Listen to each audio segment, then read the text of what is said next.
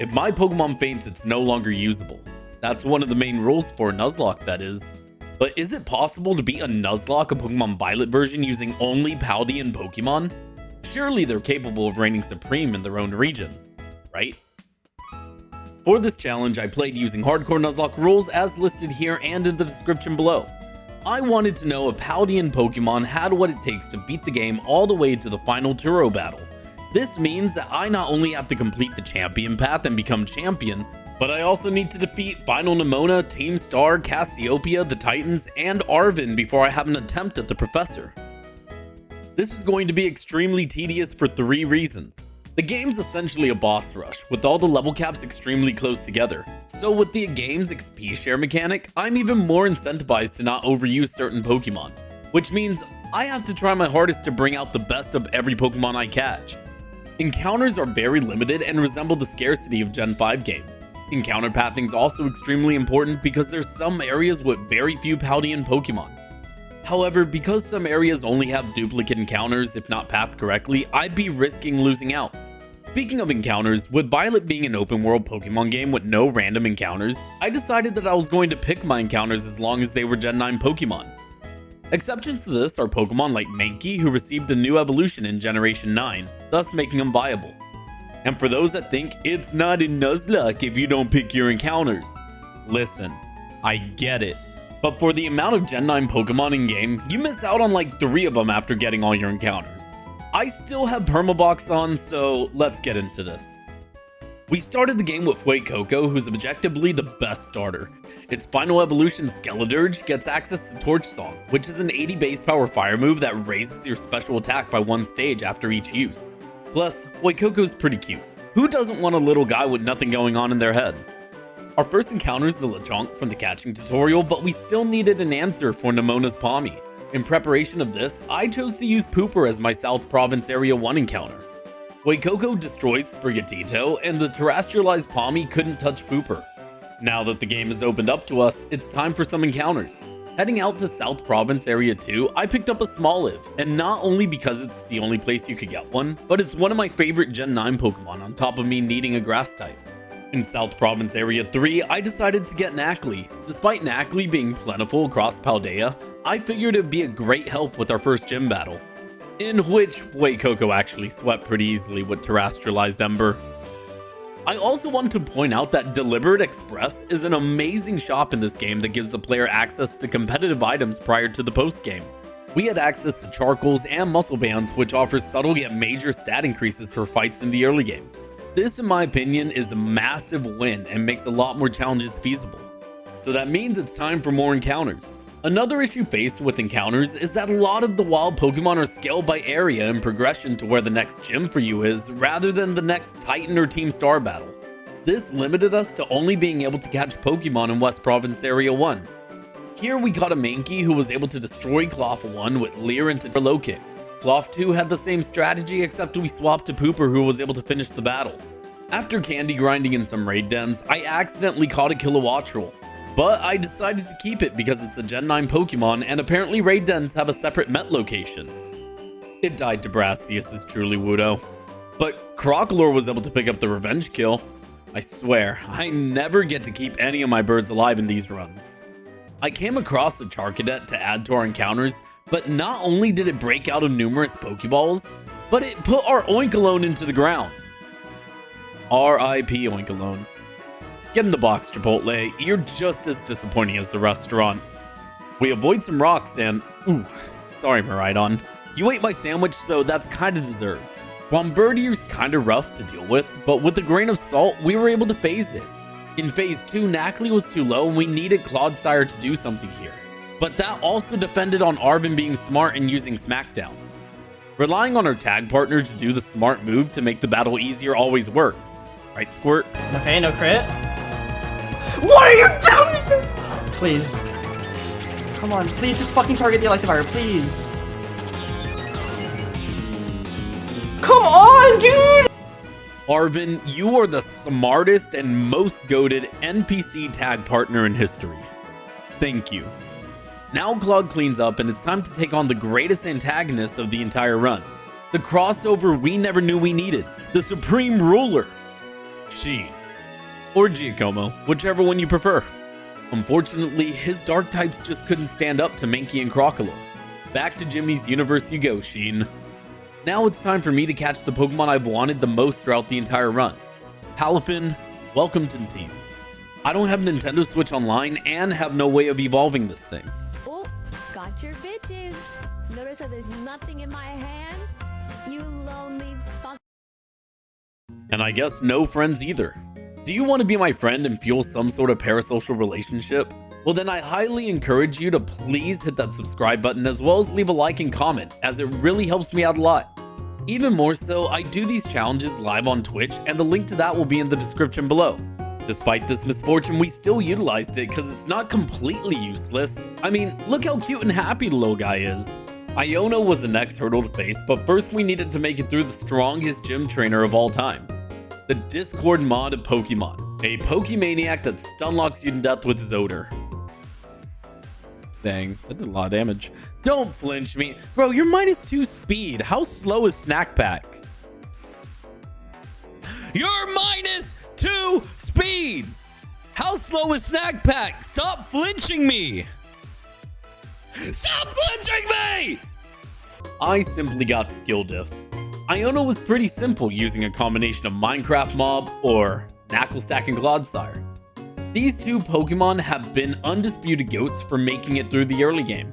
It would be absolutely earth-shattering news to lose any of them. Dealing with an Electric-type Mismagius that can't be hit by Ground-type moves sounds extremely painful. Luckily, Ground-type moves aren't all that Clodsire has. Because Mismagius lost its Ghost typing whenever it terrestrialized, it no longer resists Poison Jab, and it can't even touch us with Charge Beam either. After dodging a few Confusion Self hits, it was pretty easy. In another Team Star Raid, Mela's Starmobile was getting a little too hot for the Knuckle Clog combo, so we had to bring out the big guns. Fish Sticks had a time to shine and be a hero despite not having the ability to evolve. The flames were extinguished and little did I know what I was about to have to fight. That thing, the most menacing of all Titans. Orthworm. It's the Steel Titan and we got solid checks for it. My plan for this thing was to go Claude, hit it with a couple ground type moves and be done with it. What ability is Earth Eater? I was completely unaware that this game added a ground type water absorb. I guess my best move is Sion and Switch. Now, because of Wrap, I'm incapable of switching out or doing damage. I'm just forced to sit here and watch my Claude suffer. I'm sorry. Don't be sorry, Father. Be better. With Knackley's signature move Salt Cure, we were able to phase the rest of it easily. I'm just sad that I've... Oh no. No! Of course. It never occurred to me that the Steel Titan would have a Steel type move. Goodbye to the both of you. Y'all carried the early game and will be missed. I don't know if y'all noticed, but we also had an underleveled Mankey for the time that we did that battle. And this time we decided to actually grind so that way Primeape could take it out in 2 turns. Let this be a lesson that these mishaps can be avoided by having simple game knowledge and not being too lazy to grind other Pokemon up. I'm too used to having rare candies. I want my ROM hacks back. On top of needing to get more Pokemon and level them up, my box wasn't exactly equipped to handle the water gym coming up next. With no water absorbed Claude or Salt Curemon, I only had 1 or 2 solid Pokemon to deal with this gym. I picked up a Raylor who I evolved into Rapska after taking it on a little walk.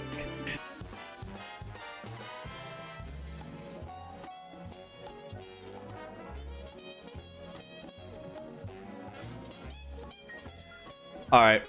Watch my Raylor for me. I'm going to the restroom.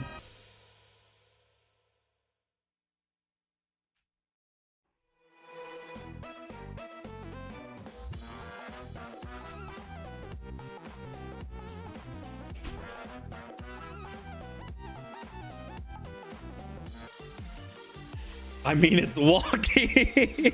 After evolving Tandemaus into Mousehold, I decided I was just going to go into the gym with loaded dice, bullet seed, and a dream.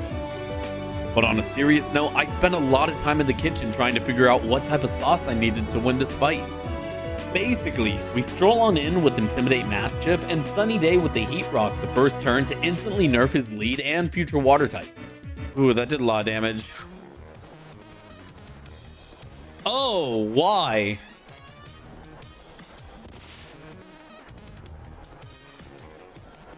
Wait, why couldn't I get rid of the sandstorm? Yeah, so apparently the sandstorm that was taking place in the overworld carries over to the fight. And unlike in previous games, you can't change the overworld weather.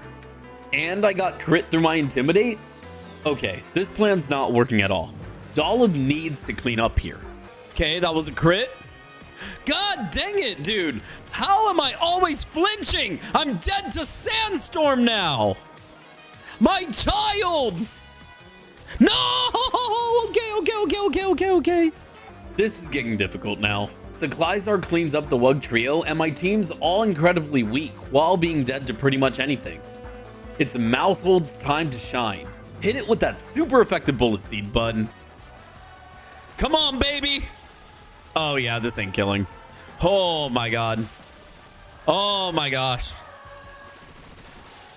Oh my gosh.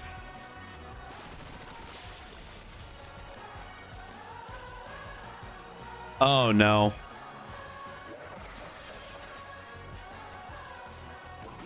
He slaughtered an entire family. Okay, please. Surely Primate lands a cross chop, right? Go big or go home. Nice. I had no idea how to recover from this. I was able to go for a few encounters, but I was completely washed when it comes to ground types. And my next fight was against Atticus, a poison type trainer. So I picked up a Toadskull who swiftly evolved into Toadscruel, then proceeded to utilize an amazing feature in this game. Like many other RPGs, Pokemon added a crafter so that we can create our own TMs after farming the necessary items. I created Bulldoze TMs so I can make Pokemon relevant to the fight by having super effective moves. And once again, we were in a position where all our Pokemon were low or died to the Starmobile's Bulldoze. But Cake Pop had that dog in him. Honestly, probably one of the run's biggest MVPs right there. Larry was our next opponent, who was surprisingly easy. Kamala and Dunsparce fell swiftly, and I decided to burn the Staraptor to reduce aerial ace damage and pivoted to Annihilate, who can't be hit by Facade. All we needed to do was land a cross chop and win.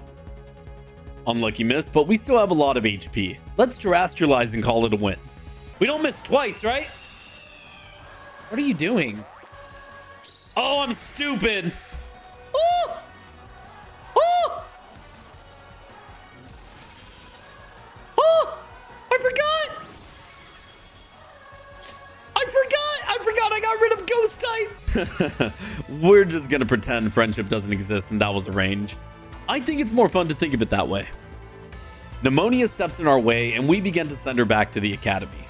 Oh, and did I forget to mention that I didn't evolve Crocalor because I got it to level 36 via auto battles? Yeah, so I didn't have Skeledirge for this fight at all, and I had no idea Meowscarada's signature move always crit. Luckily for us, Firecroc simply didn't care and sent it back to the root. Rhyme had the most epic of all these fights. Being a double battle, my favorite kind, I began cooking in the kitchen. The plan was to use Revavroom to swagger Grafaiai holding a Person Berry and then substitute so that way we can't get status.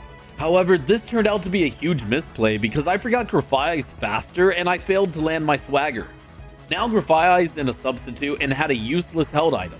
We immediately had to steer and pivot into Titan, who was buffed by the overworld weather. I love the changes they made to where ice types gain 50% physical defense when in a snowstorm. It's reminding me a lot of Inclement Emerald, which is another video of mine. Y'all should definitely check that out, by the way. Chipping away at her team, we weren't out of the woods yet, since Rhyme got an Omni boost from her crowd. I just want to add that for a vanilla Pokemon game, the developers really weren't messing around with gimmicks. If they actually gave gym leaders good movesets instead of 2 to 3 moves per Pokemon, I'd be in a lot more trouble. Despite the Omni boost, Truffle managed Houndstone by speed controlling it with a Stun Spore. With the Phantom Force coming towards either slot, I swapped to MFer, who next turn fragged Houndstone with Shadow Claw. Whew, no deaths on that fight. After stumbling upon and deflating the compensating tire of a Ford F-150, we got our 7th and 8th badges from our Queen and Grusha, who both got swept by Ceruledge and Skeledirge respectfully. I'm sorry, but it just feels like ice types are still very underwhelming. But that's their loss and not ours, and it was time to smudge a little pink. Now, I love a pink ride more than anyone else, but I liked the idea that our Reverum was just a little more punk than theirs. So we jammed a few gears in their works and took out the Starmobile with some super effective poison jabs. After finding the cutest Titan and being brutally whacked by its partner Dondozo, our little Smolib that barely survived earlier acted as an absolute unit and hard carried the fight because it was simply about that life. With the Titans all defeated and a healthy doggo for Arven, we had to finish Cassiopeia's request by defeating the last member of Team Star. Aerie is a demon. This is considerably one of the toughest fights in the game. Not just because Aerie has a diverse team of fighting types that are fast and do insane amounts of damage, but the fighting Starmobile has an ability that anytime it's hit by a move, it raises its defense stat. This paired with shift gear to raise its attack and speed turn it into a swift, hard-hitting juggernaut. I'd like to say, imagine Thomas the Train Engine, but angry.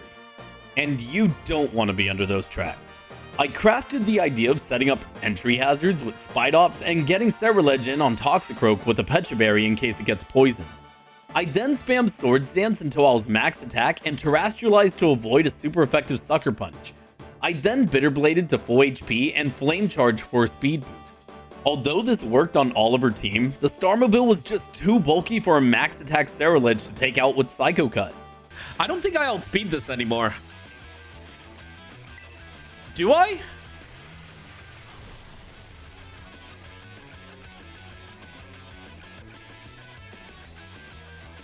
Okay.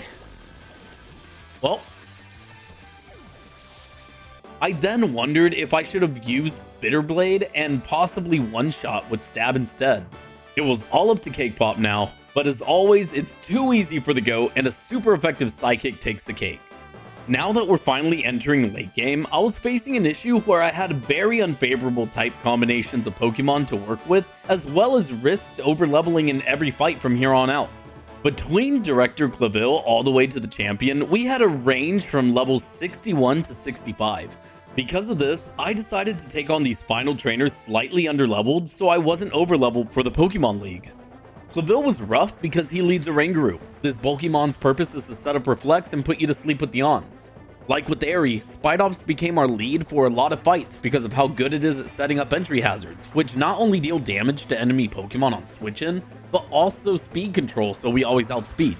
After setting our Sticky Web and Spikes, the plan was to gamble sleep turns by putting Oranguru to sleep with Truffle. Now all our hope was on Grafai, who needs to set up substitutes so it doesn't yawn on us, but also needs to set up Swords Dances so we could clear it in one hit with Pounce.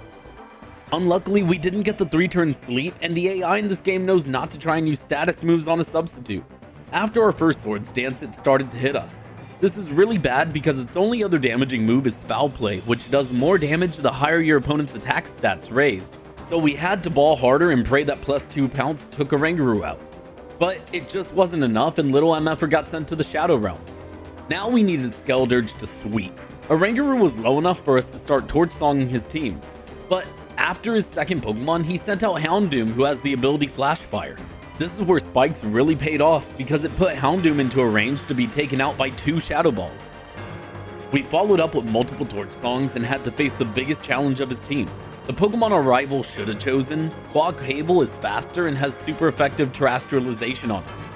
However, because of Spidops laying down Sticky Webs turn 1, we outsped it by exactly 1 point and defeat it with a super buff Shadow Ball. Cassiopeia got hard countered simply by the Spidops setup, plus using Pokemon that generally hardwall each evolution. The only annoying thing dealt with in this fight is that all the evolutions use Baby Doll Eyes, which make physical attackers very lackluster. And our final stop before the Elite Four was Arven.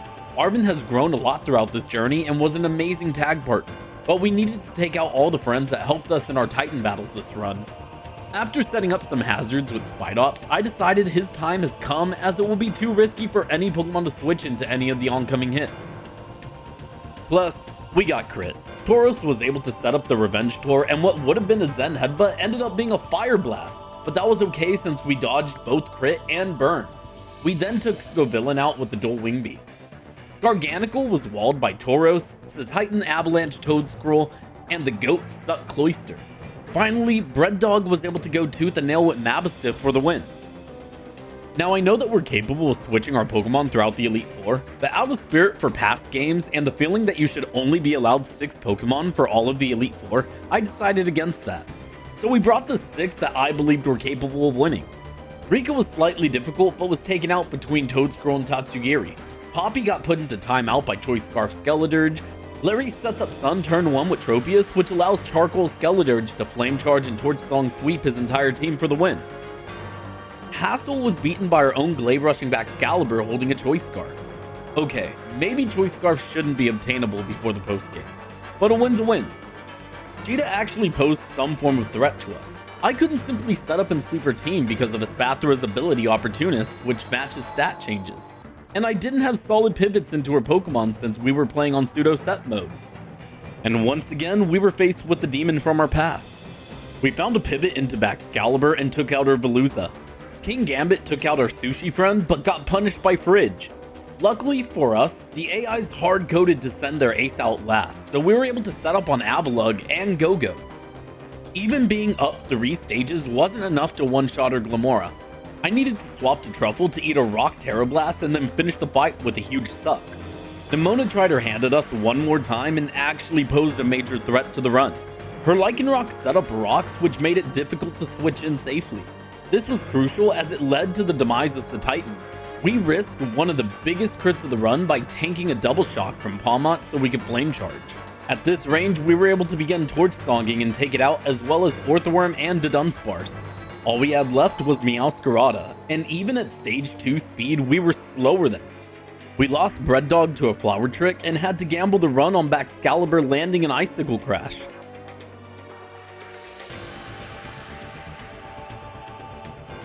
Alright, I take it back. Choice Scarf was definitely something I needed for this battle. With our quest complete like the hunt for the 7 Dragon Balls, it was time to venture through Area 0 and win our final fight against the Professor. AI Turo had nothing on us. Truffle took out Iron Moth instantly, and Iron Bundle was nothing compared to King Gambit. Iron Hands fell to Fridge, and Iron Thorns was farmed by Truffle. We did get a little unlucky by losing Bombardier, but it was all for the content. I decided to terrestrialize and pray Fridge had that dog in him to withstand the Iron Jugulus. Just like that, one final Pokemon remained between us and victory. And it was only right for us to take the win with our starter. Iron Valiant had fell to the last torch song of our game, and we had officially conquered the Paldea region. Well, almost. I needed to prove that the final Miraidon fight could be beaten without plot armor. And no, I don't mean avoiding the Omniboost cheers, I just mean not using Affection to clutch on 1 HP. That's why the game gave us Endure. And Miraidon being a Paldeamon only makes it more fitting. Okay. We will not use the power of friendship. Okay, I refuse. Endure pops off. He goes for the Hyper Beam. You live on 1 because of Endure, not because he toughed it out. Because you're so good at the game, you don't have to tough it out here. Now, he has to recharge. So what do? We use Power Gem to get a little more chip.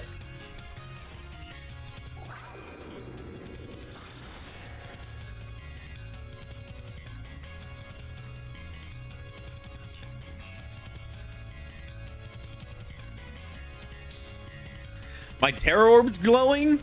Great, I love it. Terrestrialize and finish this off? Sweet. Okay, we got this, guys. We got this, guys. Beautiful Omni. I love this Omni boost that we're getting here. Now we use Endure?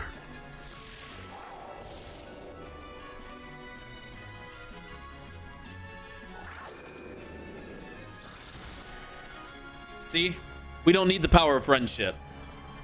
We're just using the moveset that the game gave us. Okay, now we're even more boosted. Now we Terrestrialize and we Terra Blast.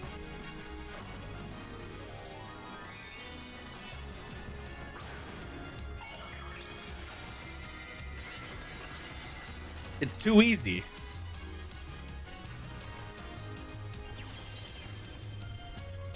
Now we're like what? We're like +4? Like we just... This counters the one charge he has. Too easy. As the game is literally telling you, you could have killed it the moment they said the orb was glowing. No, I couldn't have. He used charge, so he was +1 on me. He would have lived on like 2 HP, then he would have beat me. Then I would have had to rely on the power of friendship. But no, because I used endure, I didn't have to worry about the power of friendship. That's the difference between you and I as a Pokemon player. And so the answer to the question is yes. Paldean Pokemon have it in them to reign supreme in their own region. Thank you for watching the video, and once again, if you enjoyed the content, please hit that subscribe button as well as leave a like and a comment. I do these Nuzlocks live on Twitch and would love to interact with y'all there. Have a great one, keep safe, and I'll see you on the next one.